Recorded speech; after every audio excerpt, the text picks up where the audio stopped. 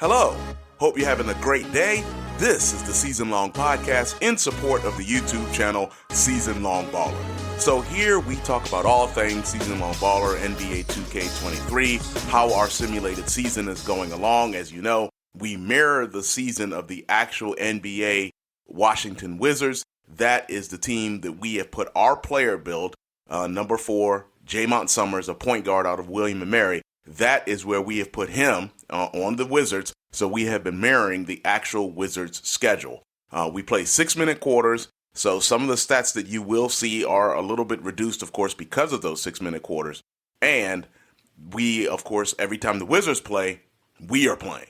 So last week, getting right on into it, we took on the Mavericks, which I know the Mavericks and the Wizards in real life does not sound like a great matchup. However, in our league, in a lot of the metrics, the Mavericks are the third-ranked team in the power rankings in our league. Right now, the Wizards are first. So this was creating a pretty good matchup and, as they say, maybe a NBA Finals preview, perhaps. We'll see about that, of course, as we get later on into the season.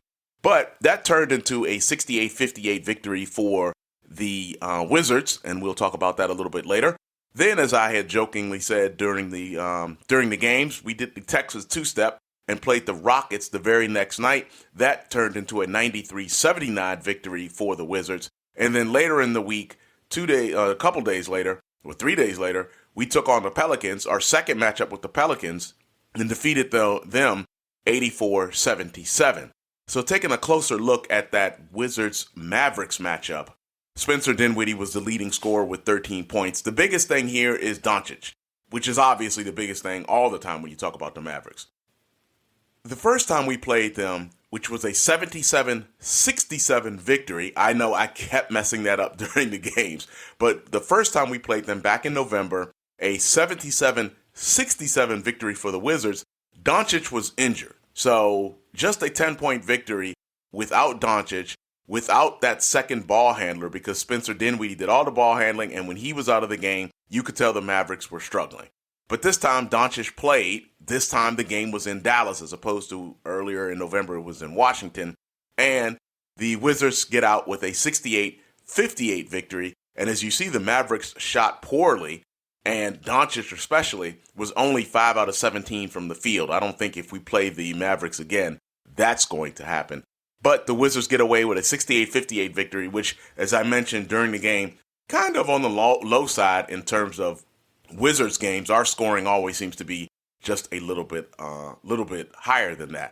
We followed that up the very next night against the Wizards. The most notable thing here is, of course, Summerz had one of his better shooting games of the year, going just 6 out of 7. But his third double-double of the season, going 14 points and 10 assists. And having 3 double-doubles puts you up kind of among the league leaders in double-doubles. We'll probably talk about that one next week. And then also notable, Porzingis continues his stellar play. Had a couple of blocks, went 8 out of 11 from the field, and had 17 points. Just a quick look here. As you see, Summerz is second in the league in scoring at 16.9 points a game. No, we're not going to talk about how much I shoot. And leads the rookies in assists and is among the league leaders in assists at 4.8 a game. Just another quick note. You may notice we've talked about it. The last week of December, Jaymont Summerz was the player of the week. But a couple weeks ago, we did not mention, or I don't think we put enough attention on the fact that a couple of weeks ago, Porzingis was the Eastern Conference player of the week. And wouldn't you know it, in that same week, Luka Doncic was also the player of the week in the Western Conference. If you look a little bit up and, during the season, you can see that Doncic has won a few, Joker has won a few from Denver, and they have been basically dominating that MVP conversation, which we talked about last week. Again, taking a look at now your all-star voting. No surprise in the Western Conference in the backcourt that Doncic is first. He is followed by Ja Morant.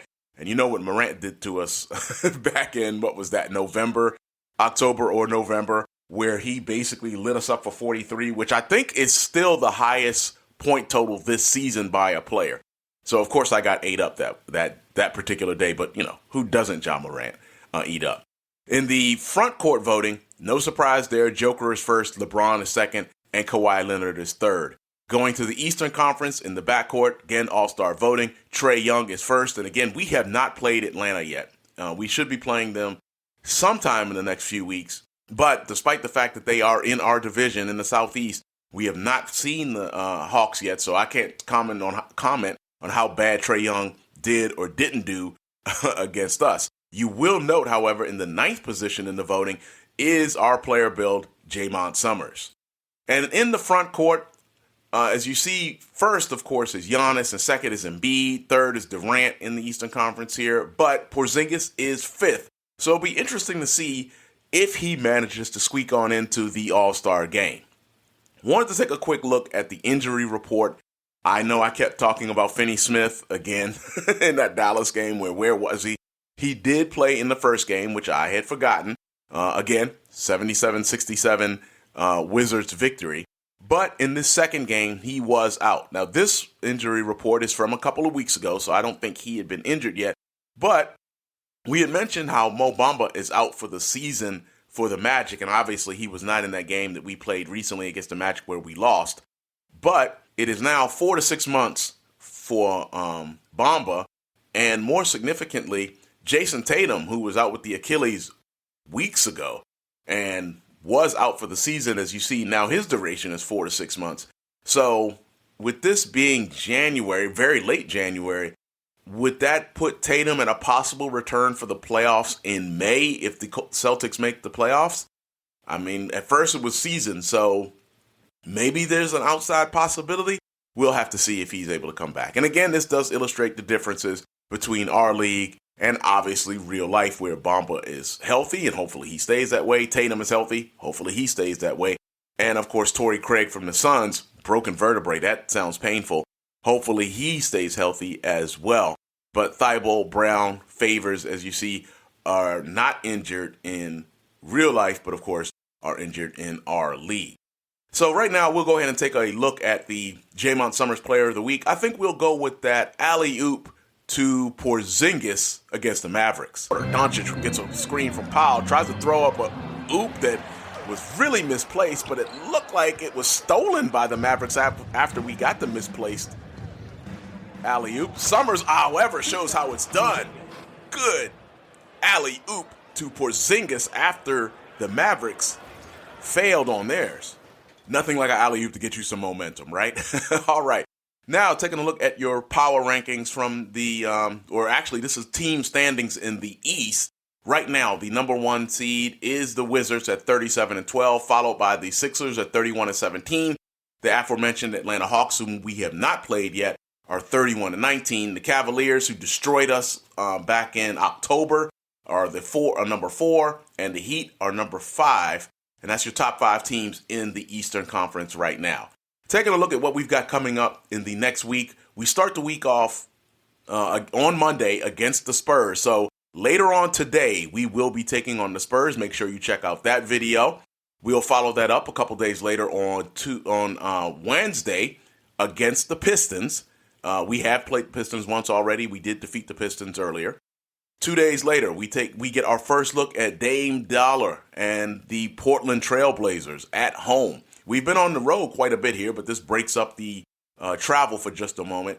And then back on the road, back-to-back. That'll be a tough ask as we will travel back up the East Coast to take on the Brooklyn Nets in Brooklyn. That's always a tough game when you've got to face Kyrie and Kevin Durant.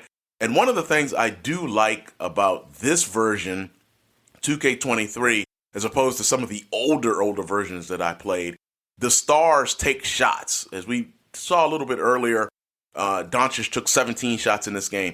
When we faced the Golden State Warriors, we talked about it in the podcast last week, in podcast number 12, where Curry took 19 shots.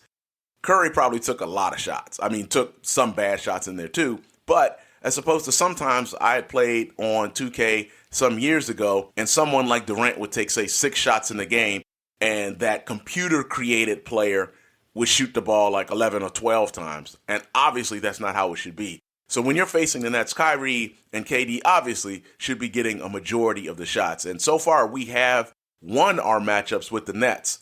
One other note, you see the day after the Nets game, On Sunday is the All-Star, the team captains pick their teams. So it'll be interesting to see how that plays out. That's going to do it for yours truly, Season Long Baller. Always appreciate when you watch and listen to the podcast. This is podcast number 13, where we're covering things, and we do this every Monday, where we cover 2K information. We cover basically what's happening in our league, how's Jaymont Summerz doing, and you get a summary of all the things we're doing, and this goes in hand with the games we're playing during the week. We will see you just a little bit later on when we take on the San Antonio Spurs in San Antonio, and hope to see you there. Hope you have a great rest of your day. This is Season Long Baller. Peace.